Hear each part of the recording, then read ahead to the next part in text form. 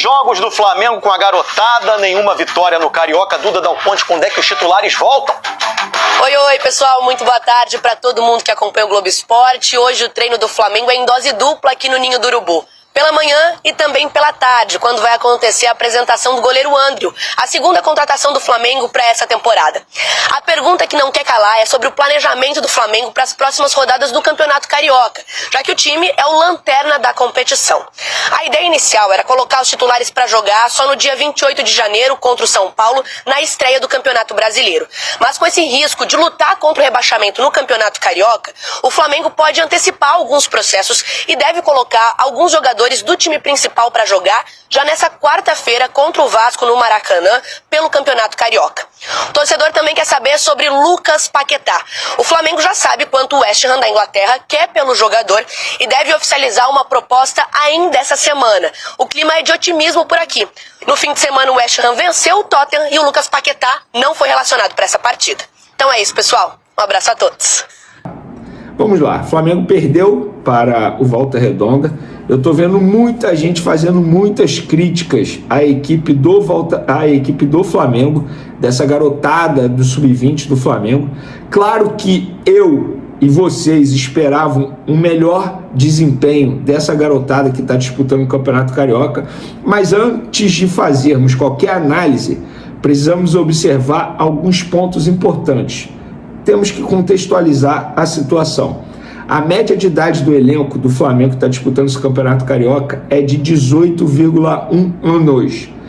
No segundo e no terceiro jogo do Flamengo nesse Campeonato Carioca, entraram na lista de relacionados Rian, João Vitor Couto e Daniel Silva, sendo que João Vitor Couto e Daniel Silva vão fazer 17 anos esse ano ainda.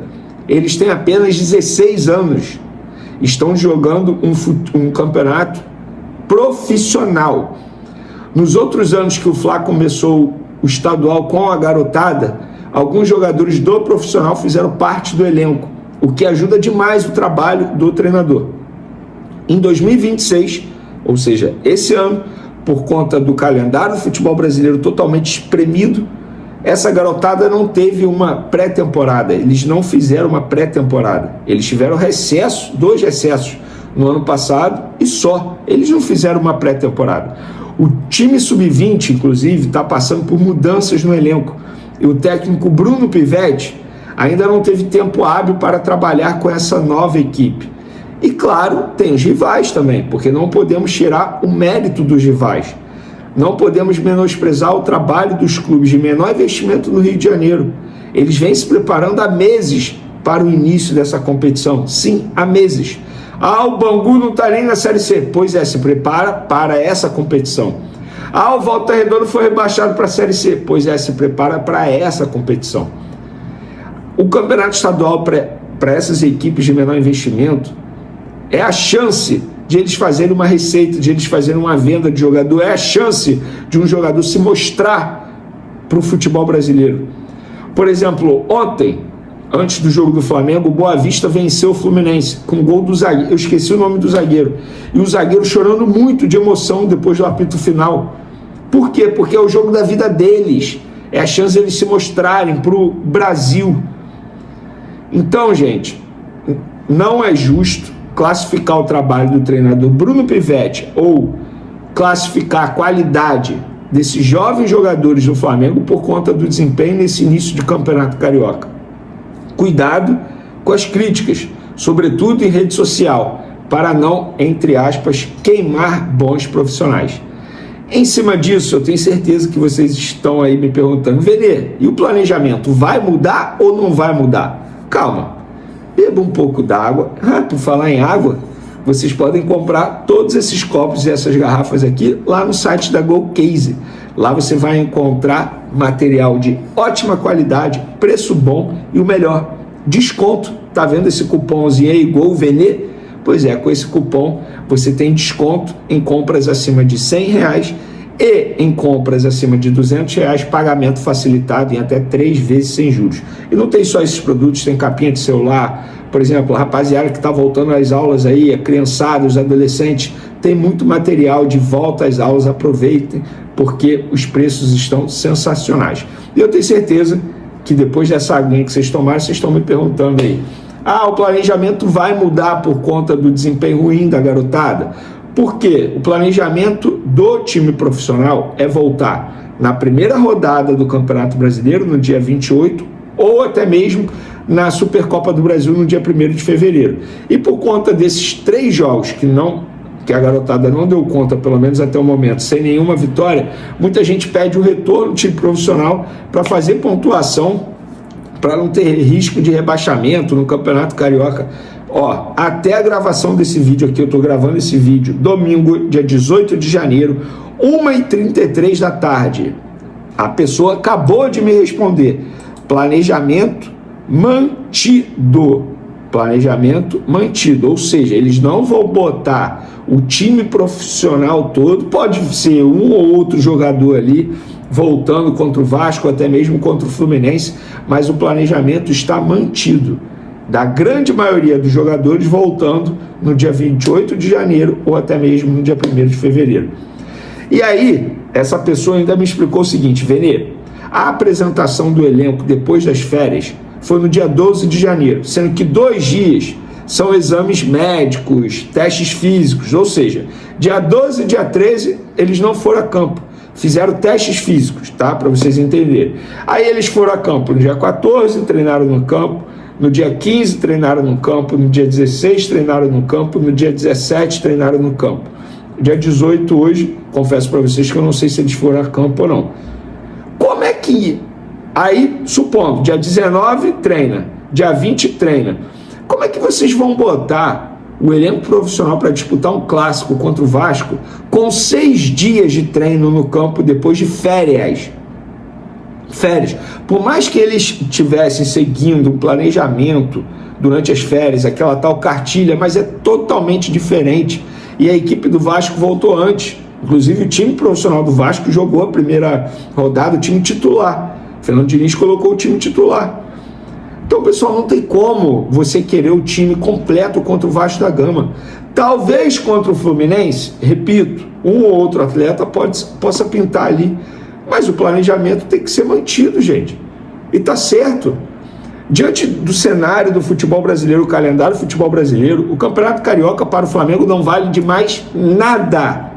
Nada. O Campeonato Carioca do Flamengo virou um campeonato durante pré-temporada. E é isso. E tá tudo bem. O Flamengo tem que mirar o Brasileirão. O início é dia 28 de janeiro, gente. Uma partida... Se o Flamengo perde para o São Paulo na primeira rodada, isso pode fazer diferença lá na frente. Vocês viram ano passado como é que foi a briga pau a pau com o Palmeiras? E como um ponto faz muita falta. Então, gente, assim, não dá para você querer mudar o planejamento por conta do Campeonato Carioca. Mas o Flamengo pode ser rebaixado, de verdade, como jornalista e como torcedor, não faz mais a menor diferença. Repito, o Campeonato Estadual para o Flamengo virou torneio de pré-temporada. É isso. E tá tudo bem, tá? E tá tudo bem, não tem que mudar planejamento, coisa nenhuma por conta de Campeonato Estadual. E eu, nesse meu discurso, não quer dizer que eu sou contra o estadual, não. O estadual é importante, sim. Eu não sou contra acabar o estadual, sou a favor de diminuir o número de rodadas, como já aconteceu esse ano. Então o Flamengo está certo, o planejamento tem que ser mantido. Falando agora de outros assuntos, Paquetá, eu avisei a vocês, não teve dia D na sexta, não era dia D, não vai ter dia D, é um assunto que vai demorar a ser resolvido, vocês precisam botar isso na cabeça de vocês. Eu entendo a ansiedade, eu entendo, entre aspas, o desespero de querer ver logo o Lucas Paquetá com a camisa do Flamengo, mas não vai acontecer agora, vai demorar esse assunto. Não tem nenhuma novidade hoje, dia 18 de janeiro. Pode ter, a qualquer momento. Agora, eu avisei que não seria resolvido de um dia para o outro. Tem que ter paciência, tá? Michael, novamente a imprensa lá de Santos noticiando. Santos avança na contratação. Gente, não avançou coisa nenhuma, não tem nada avançado. A situação é a mesma. O Santos quer pegar o Michael por empréstimo, com o Flamengo pagando 40% do salário dele. Não faz o menor sentido para o Flamengo aceitar uma situação dessa. O Santos pode querer negociar, comprar o jogador, o Flamengo senta para ouvir, beleza. Agora, desse jeito eu concordo totalmente com a diretoria do Flamengo. Não dá para fazer, né? Como é que você vai emprestar Michael pagando 40% do salário dele, que é alto? Não faz o menor sentido. Eventualmente ele pode ser relacionado, ser utilizado, ou o Santos paga o salário dele integral, enfim. Dá um jeito para chegar a um acordo. Agora, dessa forma que o Santos propôs, o Flamengo até o momento não aceitou. Trabalha por dentro, tal, abre o corredor para o lateral passar. Eu acho que ali seria a posição mais fácil dele entrar no time. Mais fácil dele entrar no time. Porque Jorginho Pulgar não vai mexer. Arrascaeta não vai mexer. Pedro centroavante. Cai Samuel Lino na esquerda, ele vai pela esquerda? Pode ser também. Acho mais fácil o Carrascal perder o lugar. Acho mais fácil do que ele jogar com 2 armadores nas pontas, Carrascal e Paquetá. E perder um jogador mais do mano a mano, que vai para cima, que busca mais o fundo, que seria o Lino, né? Ainda mais que o Alexandre, que joga pelo lado esquerdo, prioritariamente, também não é lateral de no fundo toda hora, né? Um jogador que trabalha também mais construindo, também se junta ali aos volantes, trabalha com a saída de bola. Então, eu acho que o mais provável é ele entrar por ali. Sempre lembrando, é jogo pra caramba. Todo mundo joga. Todo mundo joga. Jogo não falta. Todo mundo joga. E uma contratação dessa te dá várias opções. Ele pode... O Paquetá, ele pode ajudar muito o Arrascaeta. Esse é um ponto que as pessoas estão ignorando. Tendo o Paquetá no elenco, para jogar com o Arrascaeta, fazendo, por exemplo, o lado direito, você passa a ter um Carrascal no banco para entrar em qualquer jogo e tirar o Arrascaeta quando ele já tiver... O Arrascaeta, gente, ele na temporada passada foi ótimo, mas ele teve muitos problemas físicos. Ele vai ficando mais velho, a tendência é ele não aguentar 80 minutos, 85 minutos. Pode fazer um jogo ou outro, mas em vários jogos ele talvez volte a sair com 10, 15 do segundo tempo. Você tem um Carrascal descansado de repente no banco para entrar por dentro, ou para jogar na direita e trazer o Paquetá por dentro.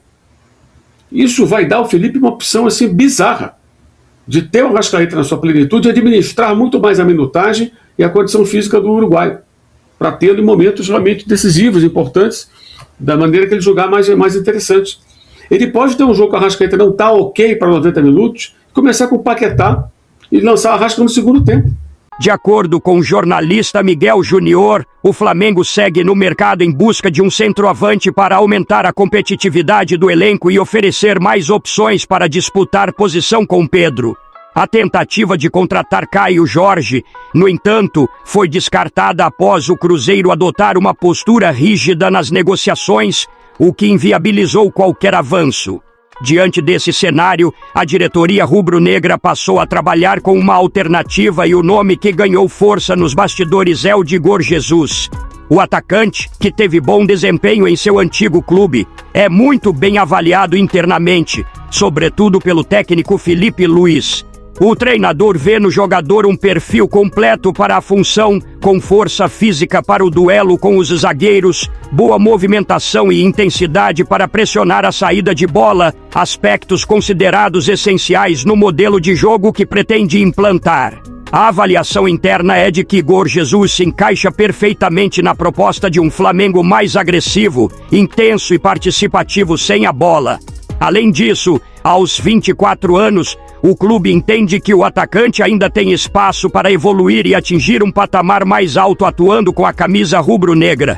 Por isso, a diretoria estuda apresentar um contrato de 3 temporadas, enxergando a possível contratação não apenas como um reforço imediato, mas também como um investimento com potencial de valorização futura e retorno financeiro caso o jogador se destaque e chame a atenção do mercado internacional. Agora eu quero saber a opinião de vocês. Igor Jesus será um grande reforço para o Flamengo? Sim ou não? Deixe sua opinião no comentário. Não esqueça de curtir o vídeo e inscreva-se no canal para não perder nada do Flamengo. Até a próxima e saudações rubro-negras.